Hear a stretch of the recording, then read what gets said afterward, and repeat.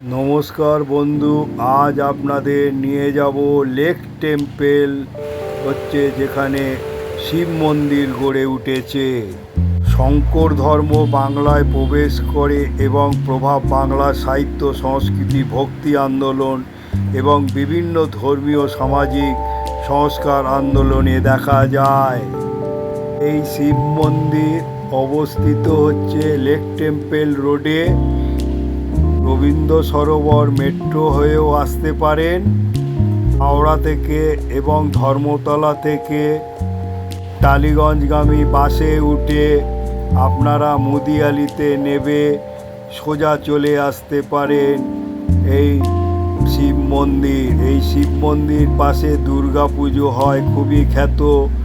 এই দুর্গা পুজোর পাশেই এই মন্দির গড়ে উঠেছে। আর রবীন্দ্র সরোবর মেট্রো দিয়ে এলে রবীন্দ্র সরোবর মেট্রো থেকে নেবেও আপনারা বলবেন শিব মন্দিরকে কেউ দেখিয়ে দেবে। হলো পাবলিক সার্ভিস কমিশন অফিস, এই মুদিয়ালি বাস স্ট্যান্ড।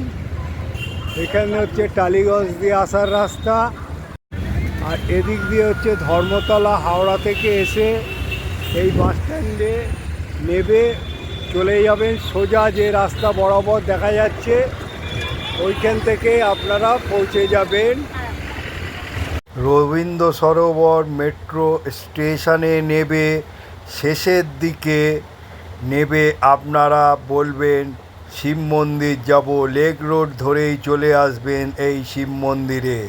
আর বজবজ শিয়ালদাগামী লোকালে টালিগঞ্জ স্টেশনে নেবে এই শিব মন্দিরে চলে আসতে পারেন। লেক টেম্পল রোডে গড়ে উঠেছে শিব মন্দির। মেট্রো এবং লোকাল ট্রেনে আসলে এইখান থেকে ঢুকতে পারেন। আর একটা ঢোকার আছে, তার পেছন দিক দিয়ে হচ্ছে মুদিয়ালি দিয়ে। চলুন আজ আপনাদের নিয়ে যাই শিব মন্দির। এই মন্দিরে এখানে জুতো রাখার ব্যবস্থা রয়েছে, সেটাও আপনাদের তুলে ধরলাম। এই মন্দির হচ্ছে পঞ্চচূড়া বিশিষ্ট মন্দির, আর ত্রিশূল রয়েছে। একই ছাদের তলায় অনেক দেবতাকে পেয়ে যাবেন এই মন্দির। এই দেখুন মন্দির, শিব মন্দির, চূড়া বিশিষ্ট মন্দির, কত সুন্দরভাবে গড়ে উঠেছে এবং এখানে সংস্কার হয়েছে মন্দির। শ্রাবণ মাস উপলক্ষে আপনাদের এই শিব মন্দির আজকের এনেছি। মন্দিরের গর্ভে গিয়ে এবারে প্রবেশ করছি। চলুন আপনাদের মন্দিরের গর্ভ গিয়ে নিয়ে যাই। ঢোকার মুখেই মা কালী দেখতে পাবেন। কালী হলো দশ মহাবিদ্যার প্রথম দেবী। তন্ত্র পুরাণে তার বিভিন্ন রূপের বর্ণনা পাওয়া যায়, যেমন দক্ষিণা কালী, মহাকালী, শ্মশান কালী ইত্যাদি। পুরাণ অনুসারে কালী দেবী দুর্গার অংশ, তার রুদ্ররূপ। এই হলো কালী এই মন্দির। সকাল 6টা থেকে 12টা পর্যন্ত মন্দির খোলা থাকে, আর বিকেলবেলা 4টে থেকে রাত 9টা। 4টে থেকে রাত 9টা। আপনার এখানে ভোগের ব্যবস্থা নেই না? দুদিন আগে, একদিন আগে পুকুর কাটতে হবে সকালবেলা। প্রতিদিনে ভোগের আছে, সকালবেলা একদিন আগে কাটতে হবে। এর মূল্য কত? 100 আছে। 100 100 100 100 টাকা মূল্য, কিন্তু আগের দিনে কাটতে হবে ভোগ। ভোগ প্রতিদিনই আছে। মা কালীর পাশে রামকৃষ্ণদেব ও সারদা বিরাজ করছে। সিংহাসনের ওপরে মা কালী বিরাজ করছে। কালী দেবী, যিনি সৃষ্টি, স্থিতি এবং ধ্বংসের প্রতীক। কালীর জিহ্বা বের করা এবং গলায় নরমুণ্ডের মালা, এইগুলি তার ধ্বংসাত্মক রূপের প্রতীক। শ্রাবণ মাসকে শিবের মাস বলা হয়, কারণ এই মাসেই ভগবান শিবের পুজো হয় ও আরাধনা করা হয়। হিন্দু ধর্ম অনুসারে শ্রাবণ মাস শিবের প্রিয় মাস। দেখুন ভক্তরা এখানে জল ঢালছে শ্রাবণ মাসে। এই মাসে শিবের পুজো করলে বিশেষ ফল লাভ হয়।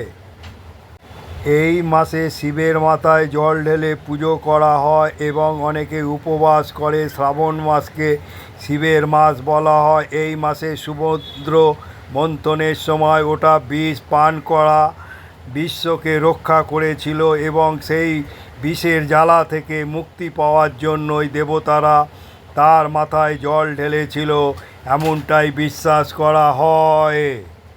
রাম পরিবার বলতে সাধারণত হিন্দু দেবতা রাম এবং সঙ্গীদের বোঝায়। রাম, সীতা, লক্ষ্মণ, ভারত, শত্রুঘ্ন এবং 5 জন হলেন রাম পরিবারের প্রধান সদস্য। রাম ছিলেন বিষ্ণুর সপ্তম অবতার এবং পরিবারের গুরুত্ব হিন্দু ধর্মের অপরিসীম। রামের জীবন ও কর্ম হিন্দু সমাজের আদর্শ নৈতিকতার প্রতীক হিসাবে পূজিত করা। রানী দাদি হলেন দেবী পার্বতীর একটি রূপ বা অবতার। তিনি মূলত রাজস্থানের ঝাঁঝু জেলার রানী সতী মন্দির পূজিত হন। এখানে দেবী পার্বতীর রূপ হিসাবে রানী দাদিকে বর্ণনা করা হয়েছে, যিনি ভক্তদের কাছে দাদি মা নামে পরিচিত। দেবী পার্বতী হচ্ছে পাহাড়ের মেয়ে, শিবের স্ত্রী এবং হিন্দু ধর্মের একজন গুরুত্বপূর্ণ দেবী।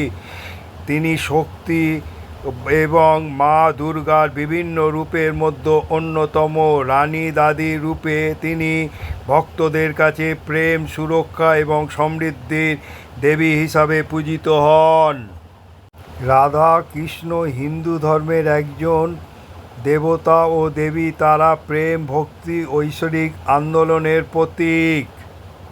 জগন্নাথ দেব হলেন হিন্দু দেবতা, যিনি মূলত বিষ্ণু কৃষ্ণের একটি রূপ হিসাবে পূজিত হন। তাকে তার ভাই বলরাম, বোন সুভদ্রার সাথে পুজো করা হয়। জগন্নাথ দেবের মন্দিরটি পুরীতে। এই মন্দিরেও জগন্নাথ দেব বিরাজ করছে। মা শীতলা হলেন হিন্দু দেবী, যিনি বিশেষত বসন্ত রোগ এবং চর্মরোগ থেকে মুক্তি দিতে পরিচিত। তিনি হলেন দেবী দুর্গার একটি রূপ এবং তাকে ঠাকুরানী ও জাগরানী, করুণাময়ী ইত্যাদি নামে ডাকা হয়। এই শিব মন্দিরে একই ছাদের তলায় প্রত্যেকটা দেবতাকে আপনারা পেয়ে যাবেন। শিব মন্দির আছে এখানে, এই শিব মন্দিরের, এবং এখানের মা কালী বিরাজ করছে। এখানে বিরাজ করছে জগন্নাথ দেব, রাধাকৃষ্ণ, সেগুলো আপনাদের কাছে তুলে ধরছি। দেখুন এখানে জগন্নাথ দেব, রাধাকৃষ্ণ কত সুন্দরভাবে। আর এই হলো শিব বিরাজ করছে, মা শীতলা বিরাজ করছে। রানী দাদিকে সতী মায়ের রূপ হিসাবে পুজো করা হয়। সতী ছিলেন দক্ষ রাজের কন্যা এবং শিবের প্রথম স্ত্রী। দক্ষ যজ্ঞের সময় শিবের অপমান সহ্য করতে না পেরে তিনি আত্মবিসর্জন দিয়েছিলেন। এই শিব মন্দিরও প্রাচীনতম মন্দির, বহুত পুরাতন। এখানে একই ছাদের তলায় সব দেবতাকে পেয়ে যাবেন। এই হচ্ছে রানী দাদি কি, কত সুন্দরভাবে এই মন্দির গড়ে উঠেছে। দেখলে সত্যি হয়ে যাবেন, ময়ূর আছে আর কত সুন্দরভাবে। এই হলো রানী দাদির পাদুকা, কত সুন্দরভাবে গড়ে উঠেছে। কেউ কেউ মনে করেন রানী দাদি হলেন হিন্দু পার্বতীর একটি রূপ। পার্বতী শিবের স্ত্রী, হিন্দু ধর্মে অন্যতম প্রধান দেবী। পুজো সামগ্রী এখানে পেয়ে যাবেন, যা যা পুজো দেওয়ার। এখানে আলতা আছে, তারপরে চন্দনের আছে, প্যাঁড়া আছে। এই দোকানে এসে কাপড় যদি দিতে হয় কাপড়ও পেয়ে যাবেন। আপনার দোকানের নাম কি? হ্যাঁ, শিব মন্দিরেরই দোকান। এই দোকানে এসে নারিয়েলও পেয়ে যাবেন। দেখুন মন্দিরের ওয়ালে দেখুন কত সুন্দর কাজ করে ফুটিয়ে তুলেছে এই মন্দির, আর কত সুন্দর পরিষ্কার পরিচ্ছন্ন এই মন্দির গড়ে উঠেছে। হলো শিব মন্দির, 25 লেক টেম্পল রোড, কলকাতা হচ্ছে 29। দেখুন চারদিকে 4টে ত্রিশূল দিয়ে চূড়া করে পদ্মের ওপরে রেখে দিয়েছে। আর মধ্যিখানে মানে পঞ্চরত্ন বিশিষ্ট এই মন্দির, আর প্রত্যেকটার মাথায় ত্রিশূল দেওয়া আছে। আর এই হলো শিব মন্দির, হচ্ছে শ্রী শ্রী শঙ্কর ধর্ম প্রতিষ্ঠান। শিব মন্দির হচ্ছে শঙ্কর ধর্মের প্রতিষ্ঠান। আর এই দেখুন প্রত্যেকটা গম্বুজে পদ্মের ওপরে ত্রিশূল 5টা করে দেওয়া আছে, মানে চারদিকে 4টে আর মধ্যিখানে একটা বড়। এইভাবে এই মন্দির গড়ে উঠেছে। ঢোকার মুখে মূল তোরণে নটরাজ ফুটিয়ে তুলেছে কত সুন্দরভাবে।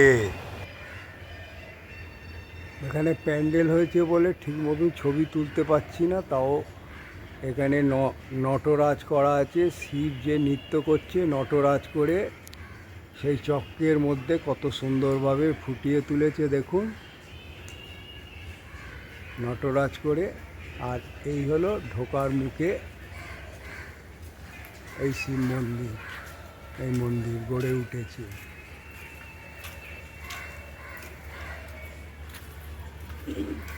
আর এই হলো মন্দিরে এইভাবে চলে যাবেন, এইভাবে চলে যাবেন। দুদিক দিয়ে ঢোকা যায়, রবীন্দ্র সরোবর লেকের ওখান দিয়ে ঢোকা যায়, আর 25 নম্বর লেক টেম্পল রোড, কলকাতা 29। এই শিব মন্দিরের পাশে একটা পুজো হচ্ছে, শিব মন্দির বলেই খুবই সুন্দর পুজো করা হয় থাকে। কি থিম তা জানি না, সেটাও আপনাদের কাছে তুলে ধরলাম। প্যান্ডেলটা থিম জানি না, কেউ নেই, তাও আপনাদের কাছে এই থিমটা তুলে ধরলাম। এই মন্দিরে জগন্নাথ দেব, বলভদ্র, সুভদ্রা রানী বিরাজ করছে। এই মন্দিরে রথযাত্রা হয়, সেই রথ এখানে রয়েছে, সেটাও আপনাদের কাছে দেখাচ্ছি। এই মন্দিরের হচ্ছে রথ। এখানে রথযাত্রা উপলক্ষে মেলাও বসে থাকে 3-4 দিন, সেটাও যা তুলে ধরলাম। দক্ষিণ কলকাতা শিব মন্দিরের পুজো খুবই বিখ্যাত, সেটা প্যান্ডেল হচ্ছে, সেটাও মন্দিরের পাশে, সেটাও তুলে ধরলাম। এই মন্দিরে আসতে গেলে এই মুদিয়ালি সোজা এসে এই শিব মন্দিরে পৌঁছে যেতে পারেন, সেটাও আপনাদের কাছে তুলে ধরলাম। মুদিয়ালি হয়েও এদিক দিয়ে চলে আসতে পারেন, আর এদিক দিয়ে হচ্ছে রবীন্দ্র সরোবর লেক দিয়ে আসতে পারেন।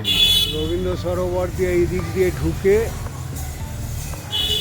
মেট্রো থেকে আর এই সোজা চলে যাবে, শিব মন্দির পড়বে। বন্ধু, আজ আপনাদের রবীন্দ্র সরোবরে 25 নম্বর লেক টেম্পল রোডে শিব মন্দির গড়ে উঠেছে, সেটা দর্শন করালাম। একই ছাদের তলায় শিব, মা কালী, শিবজি, রানী সতী হচ্ছে দেবী বিরাজ করছে, দাদিকি, আরও অনেক দেবতা বিরাজ করছে, মা শীতলা, রাধাকৃষ্ণ, তারপরে রাম পরিবার, গণেশজি। তা এখানকার যে পুজোর প্যান্ডেল হচ্ছে সেটাও তুলে ধরলাম এবং রথটাও তুলে ধরলাম। এই ছোট্ট ব্লগটি দেখার পর একটা করে লাইক আর যত শেয়ার করবেন লোকে জানতে পারবে। এখনও যারা সাবস্ক্রাইব করেননি অল বেলটা টিপে দেবেন, আমি যখনই কোনো ব্লগ বানাবো আপনারা পেয়ে যাবেন। আপনারা ভালো থাকুন, সুস্থ থাকুন। জয় ভোলেনাথ।